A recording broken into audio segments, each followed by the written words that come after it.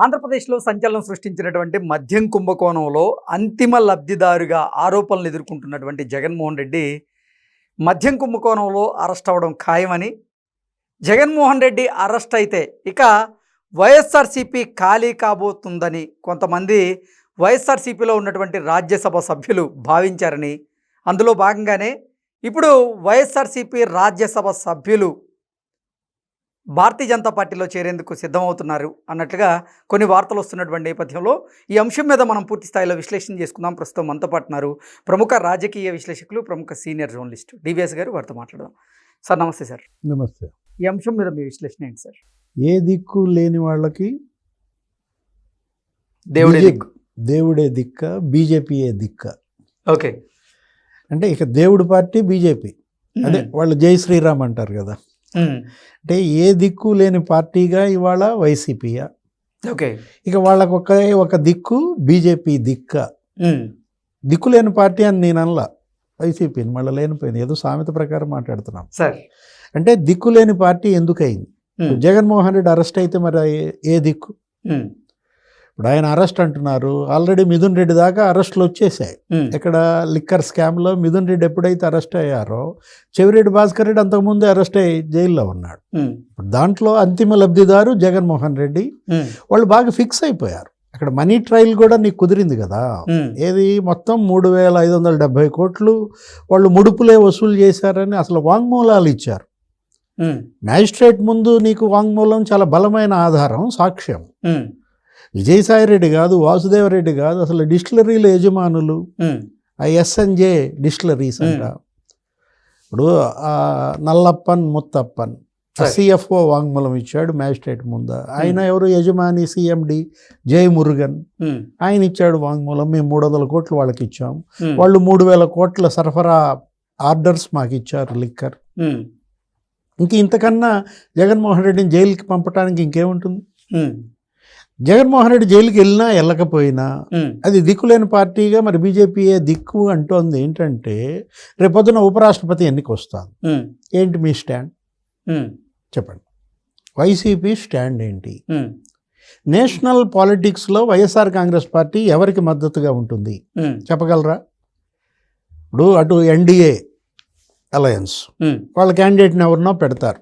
రాజ్నాథ్ సింగ్ అంటున్నారు, నితీష్ కుమార్ అంటున్నారు, జేపీ నడ్డా అంటున్నారు. సరే, హూ ఎవర్ మే బి, ఎవరిని ఎంపిక చేసినా ఇవాళ ఎన్డీఏ కూటమి బలంగా ఉంది. మరి అటు లోక్సభలో ఇటు రాజ్యసభలో మెజారిటీ ఉన్నాయి కాబట్టి మరి కానీ ఇండియా కూటమి వదిలేస్తుందా?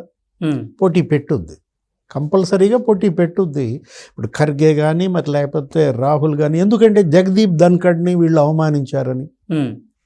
ధన్ఖడ్ రాజీనామా నీకే పరిస్థితుల్లో జరిగింది? అన్యాచురల్గానే జరిగింది కదా, సహజ పరిణామ క్రమం కాదు. ఒత్తిళ్లకు లోనయ్యాడు ఆయన. అసలు రాష్ట్రపతితో షెడ్యూల్ లేకుండా వెళ్ళిపోయి ఆమెను కలిశాడు. ఫస్ట్ టైం రాష్ట్రపతి భవన్ చరిత్రలో వాళ్ళు ఆశ్చర్యపోయారు, ఏంటి ఉపరాష్ట్రపతి చెప్పకుండా వచ్చారని. ఆమెకి ఇచ్చేశాడు, ఇచ్చేసి ట్వీట్ పెట్టాడు తన రాజీనామా లేఖ ధన్ఖడ్. మరి దాన్ని క్యాష్ చేసుకోవాలి కదా. ఆల్రెడీ నీకు ఆపరేషన్ సింధూర్ రేపో ఏమో చర్చ పెట్టారు. వీళ్ళకి 16 గంటలు ఇచ్చారు, అక్కడ 16 గంటలు నడుస్తుంది లోక్సభ రాజ్యసభలో. దాన్ని అడ్డం పెట్టుకుని ఏకేస్తారు. ఏది? ఆ ట్రంప్ ఉంది కదా, నేనే థర్డ్ పార్టీని చేశాను సిమ్లా ఒప్పందానికి. మరి అది ఒక రకమైన ఉల్లంఘన కదా. మోడీ ఏమో మేమే విరమించుకున్నామని ఆయన చెప్తున్నారు. ట్రంప్ ఏమో ఇప్పుడు 25 సార్లు చెప్పాడు బిజినెస్ క్యాన్సిల్ చేస్తా అని. ఆ 2 దేశాలకి నేనే మరి కాల్పుల విరమణ ఒప్పందం చేయించానని. దానిపైన ఆడుకుంటారు. నెక్స్ట్ ఈ ధన్ఖడ్ రాజీనామా మీద ఆడుకుంటారు. ఉపరాష్ట్రపతి ఎన్నికలో కంటెస్ట్ చేస్తారు. ఇండియా కూటమి అభ్యర్థిగా మరి ఖర్గేని పెడతారు, ఎవరో ఒకళ్ళ నాళ్ళు పెట్టుకుంటారు. పెట్టుకున్నప్పుడు మరి మీ స్టాండ్ ఏంటి? వైఎస్ఆర్ కాంగ్రెస్ పార్టీ రాజ్యసభ ఎంతమంది ఉన్నారు మర్చిపోయా? 11 మంది. ఇంతకుముందు 11 మందిలో 3-4 రాజీనామాలు చేశారు, వాళ్ళు గెలిచేశారు కూడా. ఏది? విజయసాయిరెడ్డితో సహా మనం ఆర్ కృష్ణయ్య అందరూ, మరి మోపిదేవి వెంకటరమణరావు, ఇప్పుడు ఒక 7-8 మందో ఉన్నారు. 7 ఎవరాళ్ళు? ఆయన వైవి సుబ్బారెడ్డి ఇప్పుడు వాళ్ళకి నాయకుడు, రాజ్యసభ పక్ష నేతో లేకపోతే పార్లమెంటరీ పార్టీ లీడరు. గొల్లబాబురావును ఒక డమ్మింగ్ చేసి పెట్టారు. అంటే ఆయనకు కొంచెం విశ్వాసం. దళిత నాయకుడు గొల్ల బాబురావు, మనం ఎస్సీ ఎస్టీల నుంచి వచ్చిన వాళ్ళు అంత తేలిగ్గా మరి ప్రలోభాలకు లొంగే అవకాశం లేదు. కాకపోతే గుంభనంగా ఉంటారు. ఇప్పుడు ఉన్నటువంటి 7 సీట్లలో రేపు జూన్లో ఒక 4 ఏమో ఖాళీ అవుతున్నాయి. ఏది 4లో సానా సతీష్ మొన్న ఎలక్ట్ అయిన ఆయన, ఆ 18 నెలలకు ఎలక్ట్ అయ్యాడు.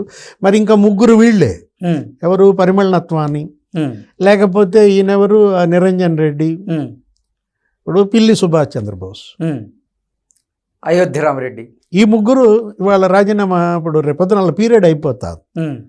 ఇంకా ఎవరు మిగులుతారు నీకు ఇంకా రాజ్యసభలో? కాబట్టి ఏంటి, ఇప్పుడే మరి దీపం ఉండగానే ఇల్లు చక్కబెట్టుకోవాలా?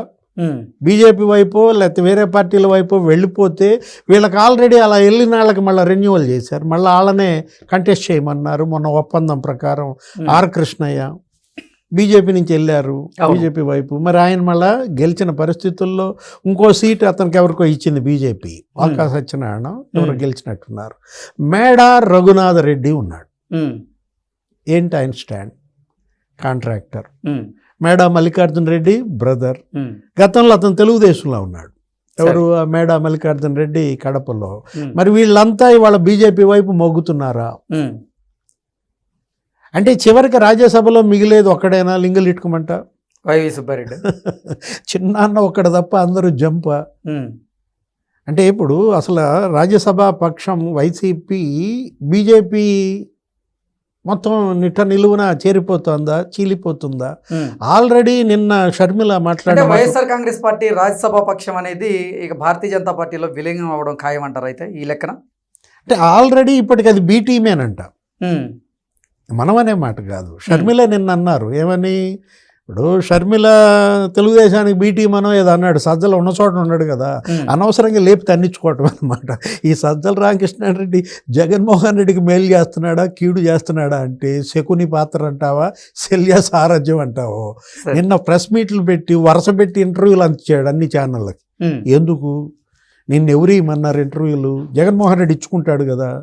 ఇతను ప్రతి తగుదునమ్మా అని ముందుకు వచ్చి అన్ని ఛానల్స్కి ఇంటర్వ్యూలు ఇచ్చి నాశనం చేశాడు.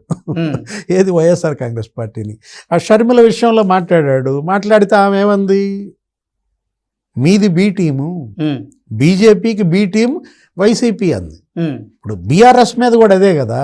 తెలంగాణలో బీఆర్ఎస్ని ఏమన్నారు, బీజేపీ బీ టీం అన్నారు, బీఆర్ఎస్ బీజేపీలో విలీనం అన్నారు.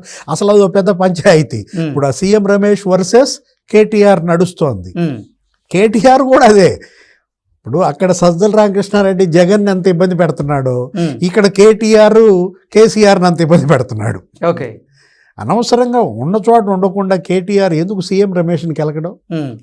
ఇప్పుడు సీఎం రమేష్ బయట పెట్టాడు, నా ఇంటికి వచ్చావు, అదిగో సీసీ ఫుటేజ్ ఉంది, నీ చెల్లిని ఇడిపిమన్నావు, అవసరమైతే బీఆర్ఎస్ని బీజేపీలో విలీనం చేస్తానన్నావు.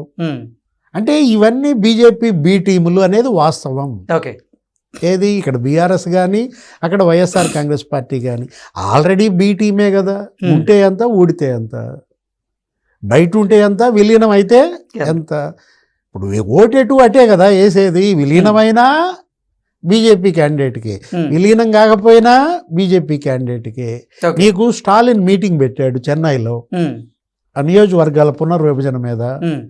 అందరు వచ్చారు, జగన్ వెళ్ళాడా? లేదు. కేటీఆర్ కూడా వెళ్ళాడు, నీకు గుర్తుంది కదా. రేవంత్ ఎటు వెళ్ళాడు, కేటీఆర్ కూడా వెళ్ళాడు, కానీ ఎవరు వెళ్ళలేదు? జగన్మోహన్ రెడ్డి వెళ్ళలేదు. ఎందుకని? అరెస్టుల భయం అంటారు. అన్నీ నాతో చెప్పిస్తావు నువ్వు. ఇప్పుడు జైలు భయంతో ఇవాళ జగన్మోహన్ రెడ్డి మరి ఉపరాష్ట్రపతిగా బీజేపీగా ఎవరికి ఇస్తాడు మద్దతు? ఆయన ఇవ్వకపోయినా వీళ్ళు జంప్ జిల్లాని. Okay, okay sir, thank you so much.